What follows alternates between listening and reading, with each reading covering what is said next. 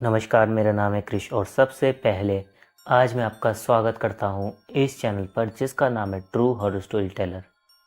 आज मैं आपको जो कहानी सुनाने वाला हूँ वो कहानी पंचक काल से जुड़ी है।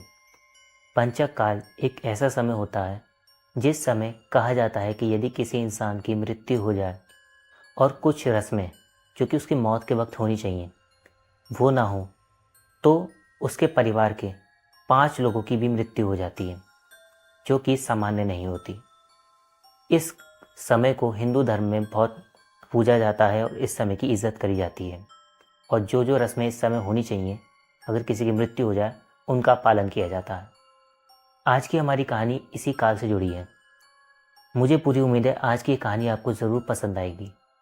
तो बिना ज़्यादा बातें करते हुए आज की इस कहानी को हम शुरू करते हैं।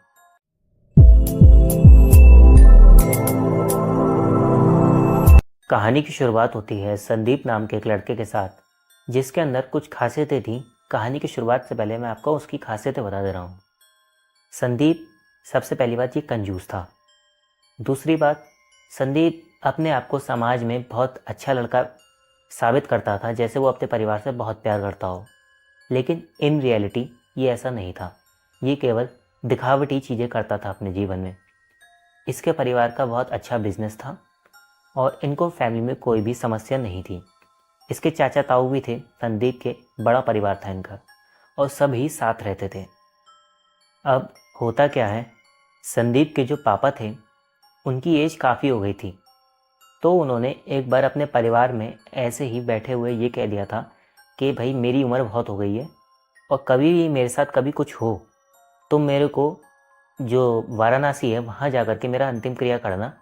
मैं वहीं जाता हूँ कि मेरे साथ जो भी हो सब वहीं हो, मेरी क्रियाक्रम सब वहीं हो, मेरी इच्छा है वहाँ पे ऐसी। ऐसा उन्होंने एक बार अपने परिवार के बीच में कह दिया था। मगर संदीप उस बीच में ये कह देता है कि अरे पापा ऐसी बातें मत करो, ऐसी बातें क्यों कर रहे हो, ऐसा कहता है उस समय।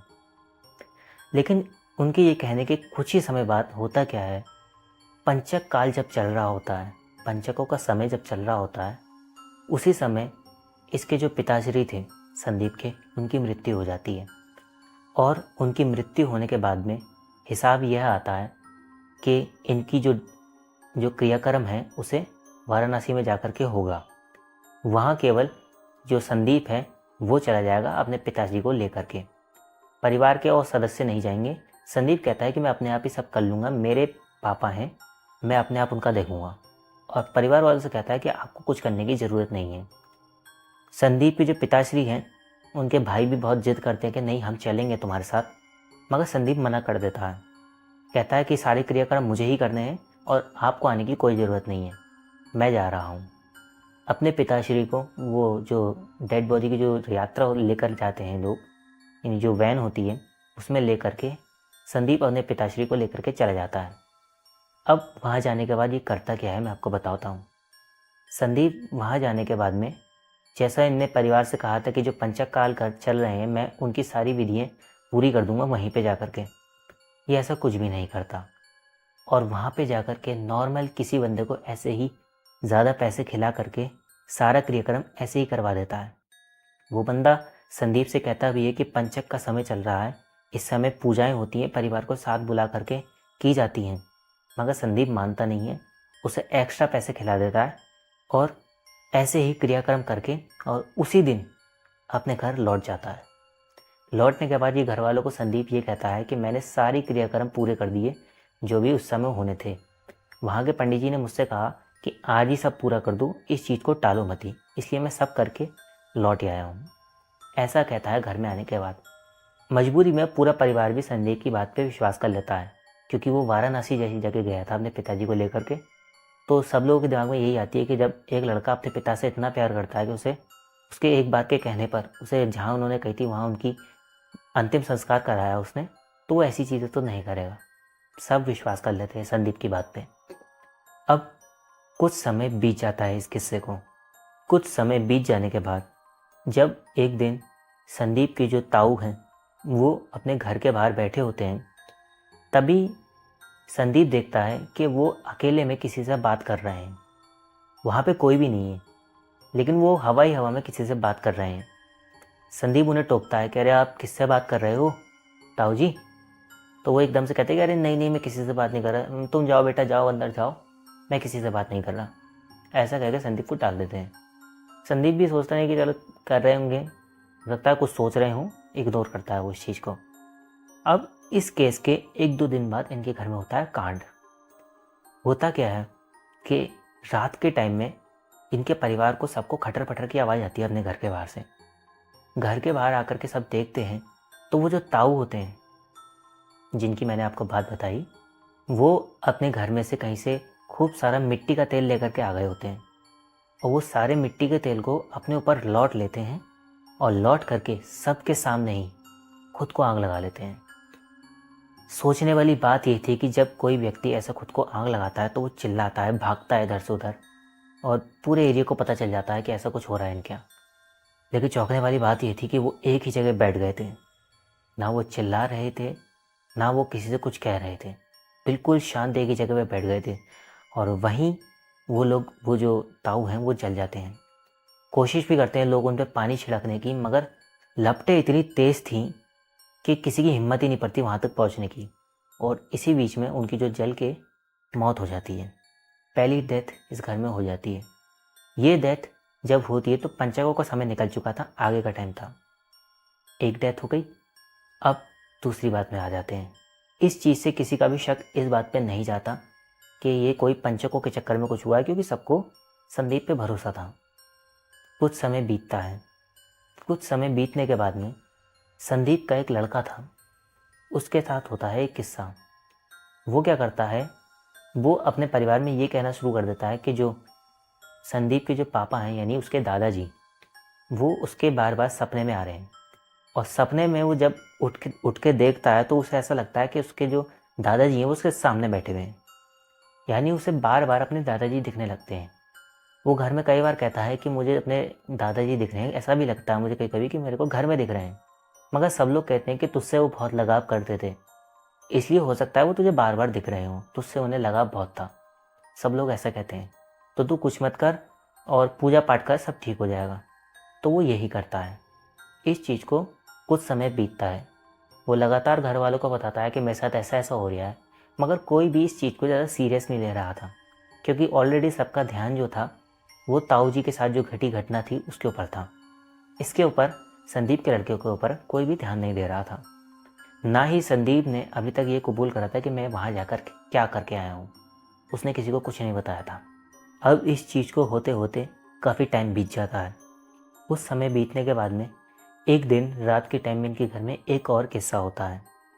होता क्या है, जो संदीप का वो लड़का था, वो अपनी रात के टाइम में उसकी आँख खुलती है और वो अपने घर से निकलता है, मतलब अपने कमरे में से निकलता है। कमरा क्या था, 2nd फ्लोर पर बना हुआ था उसका, और उससे ऊपर भी एक फ्लोर बना हुआ था जिसके ऊपर संदीप के जो चाचा हैं वो रहते थे। अब होता क्या है, जब संदीप का लड़का अपने घर से कमरे में से निकलता है और निकलने के बाद में वो एक धुन में एक साइड में चलता चला जाता है। रात का टाइम था, मगर एक तुक्के की बात कह लो आप कि उससे ऊपर जो फ्लोर पे संदीप के चाचा रहते थे उनकी आँख खुल जाती है किसी कारणवश। वो भी कमरे से बाहर झाँक रहे होते हैं। जब वो बाहर झाँक रहे होते हैं तो वो ये देखते हैं कि अरे ये संदीप का लड़का बाहर क्यों आ गया।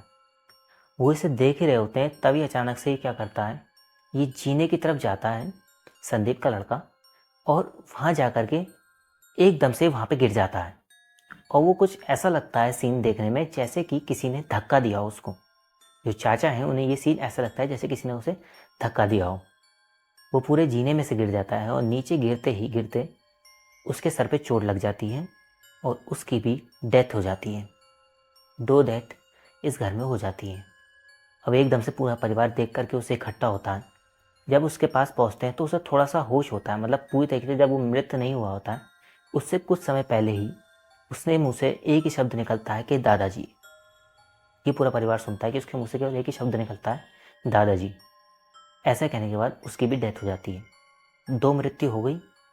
अब पूरे परिवार का जो है फोकस संदीप के ऊपर जाता है। संदीप भी अब इस दूसरी मौत से घबरा गया था, तो वो सारी बात अपने परिवार वालों को बता देता है कि मैं वहाँ जाकर के कुछ भी नहीं करके आया और मैंने ऐसे ही किसी को पैसा खिला करके अपने पिताजी का, अपनी उनका सारा अंतिम संस्कार करवा दिया। सारी बात संदीप अपने घर में बता देता है। जैसे ही सारे परिवार वाले इस बात को सुनते हैं तो उन्हें बहुत गुस्सा आती है संदीप के ऊपर, क्योंकि 2 मृत्यु घर में हो गई। 2 मेन जने जो इस परिवार में थे उनकी मृत्यु हो गई, और संदीप को भी एक तरीके से सज़ा मिल गई उसके बेटे के रूप में, क्योंकि उसके बेटे की भी डेथ हो गई। ऐसा हो जाता है। अब ये अपने बेटे का भी अंतिम संस्कार करते हैं, लेकिन अब कांड काफ़ी बड़ा हो गया था, तो ये लोग अपने ही जान पहचान के एक पंडित जी थे, उन्हें बुलाते हैं। वो आने के बाद जब देखते हैं और उन्हें सारी बातें बताई जाती हैं तो वो बहुत डांटते हैं संदीप को कि तुमने ये क्या करा। बहुत डांट पड़ती है संदीप की, लेकिन फाइनल वो बताते हैं कि देखो, इसके लिए एक पूजा होगी, हवन रखा जाएगा, और उस हवन में सभी लोगों को इकट्ठा होना है। कोई भी परिवार का सदस्य जो कि तुम्हारे खून से जुड़ा हो, तुम्हारी ब्लड लाइन से जुड़ा हुआ हो, वो उस समय वहाँ उपस्थित होना चाहिए, और उसी के साथ ही पूजा पूरी होगी। कोई भी ऐसा बंदा ना हो जो मिसिंग हो उस समय वहाँ पे, क्योंकि अगर ऐसा हुआ तो पूजा पूरी नहीं होगी, और हो सकता है कि वो जो बंदा मिसिंग हो उस समय वहाँ पर, अगला बंदा वही हो जो जिसकी मौत हो उस घर में। ऐसा बहुत स्ट्रिक्टली कह देते हैं पंडित जी। अब सब लोग पूजा की तैयारी करते हैं। वो समय आता है जिस दिन पूजा होनी थी। सारे लोगों को वहीं इकट्ठा करा जाता है। जब सबको एक एक करके वहाँ आना होता है तो उसमें से कुछ लोग जो इस घर में नहीं रहते थे, उन्हें जब आना होता है यहाँ पे, तो उन्हें आते आते वक्त काफ़ी सारी परेशानियाँ आती हैं। जैसे कि कभी कभी ऐसा लगता है कि उनका एक्सीडेंट हो रहा, मतलब एक्सीडेंट होते होते बचता है उनका कई बार, और काफ़ी सारी दिक्कतें आती हैं उन्हें आने में यहाँ पर। लेकिन किसी तरीके से पूरा परिवार इस जगह पर इकट्ठा हो जाता है। इकट्ठा होने के बाद में पंडित जी पूजा शुरू करते हैं। पूजा से पहले सबके हाथ में एक एक कलावा बांध दिया जाता है, जो कि इस पूजा के वक्त ज़रूरी था। जो भी परिवार के सदस्य थे, इनकी ब्लड लाइन से जुड़े हुए थे, सबके हाथ में कलावा बांध देते हैं पंडित जी, और फिर वहाँ पर पूजा होती है। पूजा होने वक्त ये पूरा परिवार ये देख रहा था कि इन परिवार वालों को ऐसा लग रहा था कि इनके परिवार के जो जिन भी सदस्यों की मृत्यु हुई है, दोनों की, और सबसे पहले जो संदीप के पिताजी हैं उनकी, सबकी आत्माएं इसी घर में टहल रही हैं।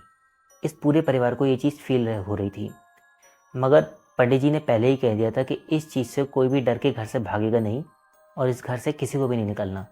तो सब लोग एक दूसरे का सहारा लेकर के इसी घर में रुके रहते हैं। पंडित जी 3 नारियल निकालते हैं अपनी पूजा में। तीनों नारियलों को वहाँ पे रखते हैं, और उस पर मतलब हथियार से, अपने चाकू वाकू से वार करते हुए उन्हें काटा जाता है। यानी कि जिन 3 व्यक्तियों की मृत्यु होती है इसके अलावा, और उसकी जगह नारियलों की पूजा होती है, और वहाँ पे उसकी जगह नारियलों को काटा जाता है। मनुष्य की जगह नारियलों को काटा जाता है। पूजा पूरी होती है। पूजा पूरी होने के बाद जो पंचक काल का जो श्राप होता है, उसे बहुत मुश्किल से पंडित जी ठीक करते हैं। अब मैं आपको एक बात बता दूं, जो पंचक काल का जो समय होता है, इसमें यदि किसी की मृत्यु हो जाए तो 99% चांसेस ये होते हैं, अगर विधियों को पूरा ना करा जाए तो 99% चांसेस ये होते हैं कि 5 लोगों की मौत होगी ही होगी। बहुत मिनिमम चांसेस होते हैं कि कोई सही पंडित मिल जाए और किसी की जान बच जाए। आज की कहानी में जैसे इन्हें एक सही पंडित मिल गए जिन्होंने इसे, इनके परिवार को बचा लिया। ऐसा बहुत कम ही से होता है कि कोई बच पाए, मतलब ज़्यादातर नहीं बच पाते, बहुत मुश्किल चांस होते हैं। ये एक बहुत ख़तरनाक समय होता है, जिस समय नियमों को अगर फॉलो नहीं करें तो कोई चांस ही नहीं है कि आप बच जाओगे। ये इस समय की खासियत होती है। खैर, आज की हमारी ये कहानी यहीं समाप्त होती है। इस पूजा के बाद में ये पूरा परिवार नॉर्मल हो जाता है, और संदीप की हरकतों पे ये पूरा परिवार खासकर ध्यान देने लगता है, क्योंकि ये सारी गलतियाँ जो हैं ये संदीप से ही हुई थी। इसी के कारण इसके परिवार में 2-2 मेन बंदों की मौत हो गई, और जो पहले जो संदीप के जो ताऊजी थे उनकी जो डेथ हुई थी, जो पहले थे, उनकी डेथ तो बहुत ही ज़्यादा दर्दनाक थी। यानी कि जब वो चल रहे थे तो वो चिल्ला भी नहीं रहे थे, तो मतलब इमेजिन कर सकते हो आप कि कितना तकलीफ़ हुई होगी उन्हें। खैर, इसी बात के साथ आज की हमारी ये कहानी यहीं समाप्त होती है। अब मैं आपसे कहना चाहूँगा कि यदि कोई ऐसी बात जो इस कहानी में आपको समझ में नहीं आई हो, या आप मुझसे पूछना चाहते हैं, तो आप मुझसे कमेंट बॉक्स में ज़रूर पूछ सकते हैं। मैं आपको उसका ज़रूर जवाब दूँगा। और मैं आपसे कहना चाहूँगा कि यदि आपको ये कहानी अच्छी लगी हो तो लाइक शेयर कमेंट ज़रूर करना। और आपसे केवल एक बहुत मेरी रिक्वेस्ट रहेगी कि चैनल को सब्सक्राइब प्लीज़ कर लीजिएगा, क्योंकि इससे एक तो मोटिवेशन मिलता है और ज़्यादा वीडियोस डालने के लिए उत्साह भी बढ़ता है। खैर, इसी बात के साथ आज की हमारी वीडियो समाप्त होती है। और एक बात पे आपसे और कहना चाहूँगा कि मैं शॉर्ट में हॉरर फैक्ट अपलोड करता हूँ, आप उन्हें भी जाकर के ज़रूर देख लेना, वो भी आपको ज़रूर पसंद आएंगे। अपना समय हमें देने के लिए आपका बहुत बहुत धन्यवाद।